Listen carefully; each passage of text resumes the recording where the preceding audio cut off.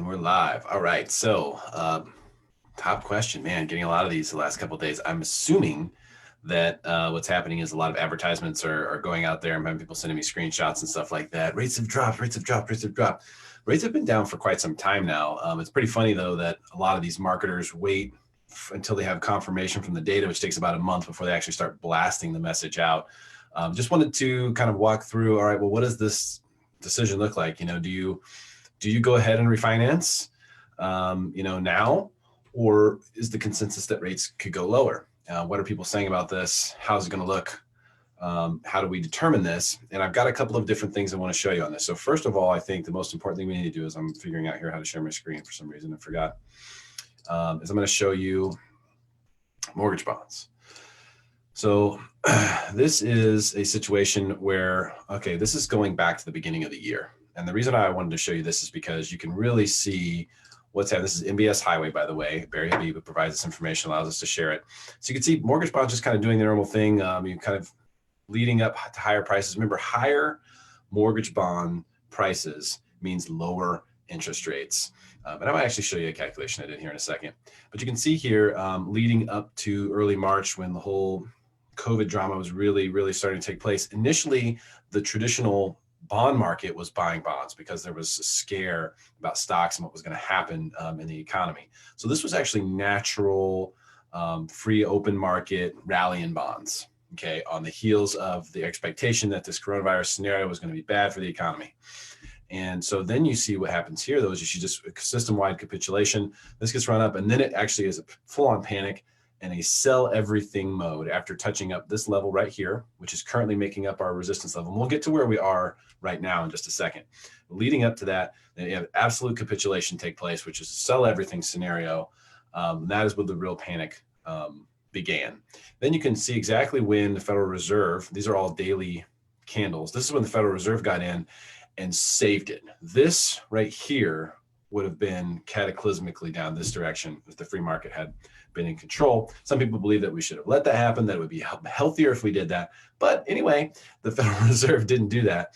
So here's where we are. Now they're really holding steady. You can see the range they want to keep it in. Bonds got as low as right here in early June, but they're really keeping it in this range. And you see the smaller, less dramatic candles. Those are good sign. I've been talking to you about this since this happened. But basically, you see we're staying in this tight range, but floating higher. Why? Because we're buoyant right now. We've got the Federal Reserve spending billions and billions of dollars on this. So, with that being the case, it's buoyant. It's like putting a balloon in the water. It just wants to come to the top. And that's kind of what's happening with bond prices. So that said, you can see right now, these are where we had the all-time low rates when everybody got locked in and clogged up. Every mortgage company in America was right here at this point with this green line I just drew. And that's right where we are right now.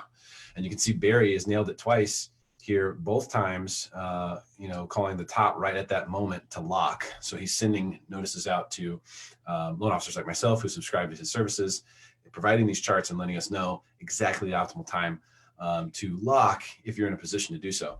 So that's what's happened right there. So basically, in short, what this chart is telling us is that we are at the all-time highs. This is a 2% coupon note, 2% coupon.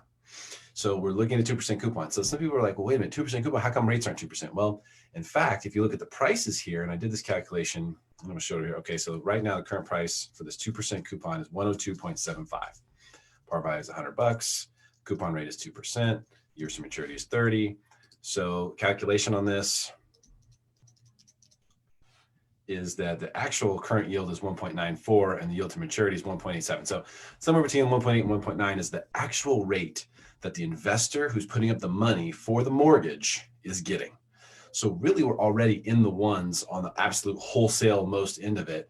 But the question is this, and this is where we have to get to, looking at the reality behind this in each scenario being different. Always when we're trying to decide whether to do something, and by the way, if you want the formula for how to do this, I made a video called How to Determine If You Should Refinance Your Home Loan or Not. It wasn't a huge hit, I'll be honest with you. A little over 3,000 views, not a lot of action, but it's there. It's a resource video. I've sent this to people who are like trying to figure out whether they should refinance or not. Here you go. I already did the math, showed you how to do it. Go calculate it. If you want to do it on your own. If you don't want me to do it, totally cool. Here you go. This will tell you whether you should do it or not. So that video is there and available for you if you want to look at it. As far as figuring out, okay, what is the way to do this? Like if I look at it and I agree, I looked at the chart. Okay, Derrick, I get it. We're at all-time highs for bonds.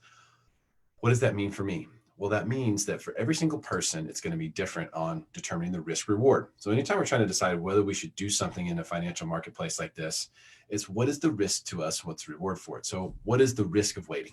In other words, how much can you save? And if that all got blown away, so let's say you could save $250 a month refinancing today, just as it is. For everyone, that means something different. For some people, that's a mountain of money that would take a huge burden off their chest. For some people, it's like, I could give or take, who cares, 250. I don't even want to go through the paperwork for that. I hear people tell me that. It's true, and I totally get it because, there's paperwork. So it just depends on where you're at psychologically, first of all. So the risk of waiting, if you had to give up all the savings that you could be quoted today, would you be okay with it, or would it make your heart sink? That's one thing. So that'll help you determine what you believe the risk really is to waiting to see if rates go lower, because they could also go higher, just like that. The same breath, they could go higher or lower depending upon what the heck happens out there. And right now there's a lot of question marks around that. So what's the reward to waiting? This is also important. What am I going to get if I get all the way to the top of the mountain? Well, is it possible that mortgage rates could get into the ones? Yeah. The yield on the mortgage bonds is already in the ones. So, the idea of the ones is already there. Could it go to the one? Sure, they could. Could they turn around and go back to 4%? Yeah.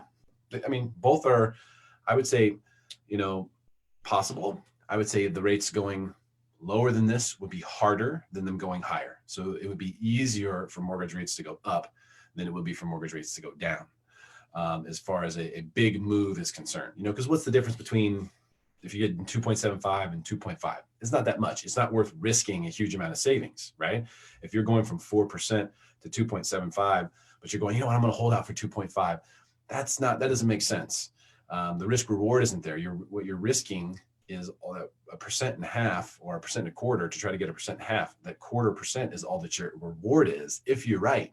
If you're wrong, you have to give all that back. Then it would not make sense. So that's the best way to look at it, is what's the risk to wait, and then how much can you save now?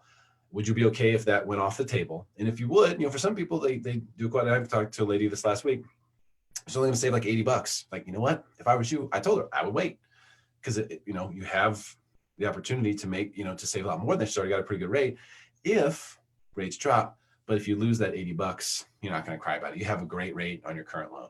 So, there's certain times where you just have to look at what is the risk, what is the reward, does it make sense?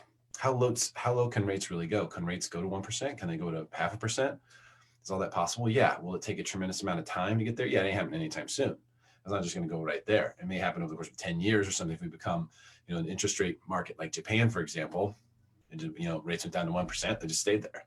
And I don't know what the interbank rate is, but that's just kind of through. And there's negative interest rates out there too. Hopefully that'll never happen here, but a lot of people say that it's possible. So the big question is this: what would make you more upset on a scale of 1 to 10? This is how you determine if the quote that you got right now for your refinance, let's say you're saving $300 a month, Let's say you lost that. How upset would you be on a scale of 1 to 10?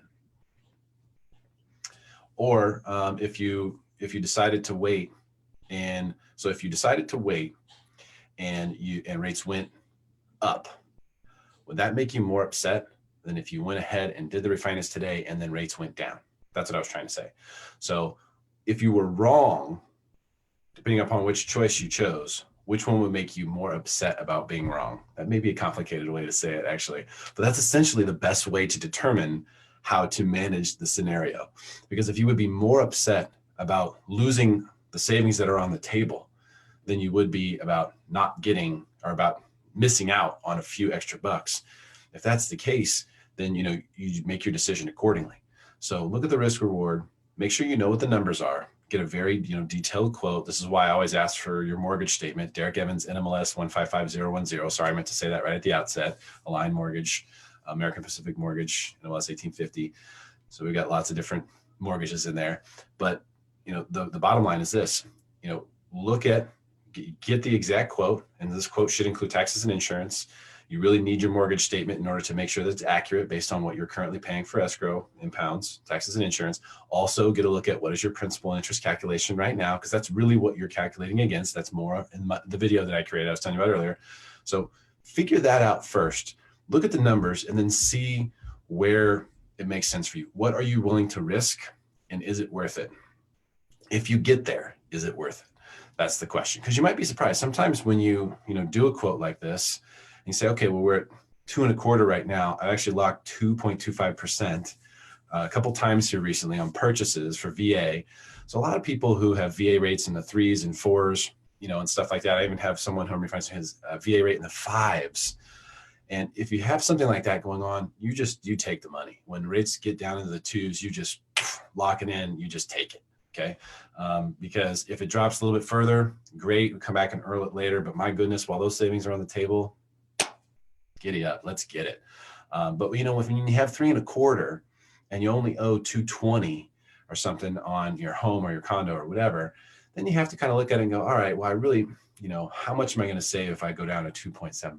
Is it really going to be worth it? Or would I rather wait and risk going to 2.25 maybe, see if we can get there, or even look and see what would points be to get to 2.25 and see if that can make sense. So if you don't have a lot of savings there, it makes more sense to wait. If you have a lot of savings on the table, my suggestion would be to take it, because we never know what's going to happen here. If you like it, lock it has always been the rules. Hopefully that's helpful. Derrick Evans, NMLS 155010. Sorry, I meant to say that earlier, on whether you should refinance now or wait. The opportunity is there. It's possible that rates could go lower. I don't know if they will. I think they might, but I know that where they are right now is crazy. And I know that a lot of people are going to miss out. I already know that.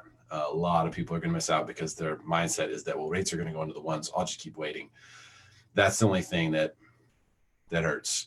That, and the fact that there are so many companies right now that are targeting veterans and targeting people who have VA loans in general, that are showing them these really low rates, hiding all kinds of huge fees, and they're targeting people like crazy with the rate and saying all these things have happened to make this happen, and not really explaining it correctly. I'm seeing all sorts of email forwards. I'm reporting every single one of you sons of bitches.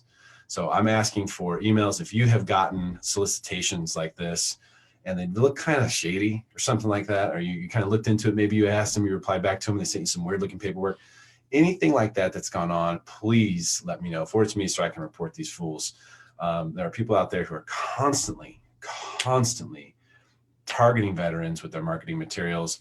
They are chop shop. A lot of them, they're not all, a lot of them are chop shops. They're just trying to create transactions. They'll say whatever they think they need to say to get you to call is the bottom line. It's super deceitful. That is also buttering my bread right now. So I've got that, and the fact that there's so many people who are going to miss out on the same. So someone has a VA loan, FHA loan, really any kind of loan, but specifically FHA and VA, where my specialty is. We have extremely low rates right now. At least get a quote. Remember, mortgage inquiry does not affect your credit score. Okay, I made that video in the last couple of weeks as well. That's confirmed by the credit bureaus. FICO scoring models, what we use for mortgages, is omitting mortgage inquiries. It does not affect your credit score. I have multiple recent, in the last 6 months, scenarios in which I've proved that, or people have pulled their credit with other lenders or pulled them with us, and then a few months later to pull them again. Trust me, you can see it right on there. The inquiries are not affecting. So you can get a quote on mortgage savings. Make sure you get a complete quote. They should be asking for your mortgage statement, because otherwise how they're going to know the details. And they should be providing you ultimately with a numbers breakdown, which includes costs, everything, which includes all the costs, escrow costs, title costs, their lender fees, origination points, if there are any. If there aren't any, they should state it. There are no points. One of the things that they're doing right now to get away with it is they're not stating that there's no points, and they're putting together certain numbers. And most of the stuff I'm sure is illegal, but it's still happening. It's happening via email, and I've got a bunch of it in writing saved in a folder on my email. So they're sending this stuff out. They're not saying there's no points. They're actually really not talking about closing costs at all. They're quoting the payment with the right loan amount when you back it out, but they're not telling you that there's any costs. They're just saying, oh yeah, you can get 2.5%. And then they just piece it all together, because when you do an IRL, there's no LTV issue. So you can just pack fees into it. And that's the thing that drives me crazy. So they're being taken advantage of. I don't know what to do other than just to ask people to send me these things when you get them so that I can forward them and report these people. I don't know what else to do, but those are the couple of things that are going on right now you should be aware of. Happy to help any way that I can. My phone number and everything is attached, DerrickEvans.com. Thank you so much. Share this if you would like to help make your friends smarter than everyone else.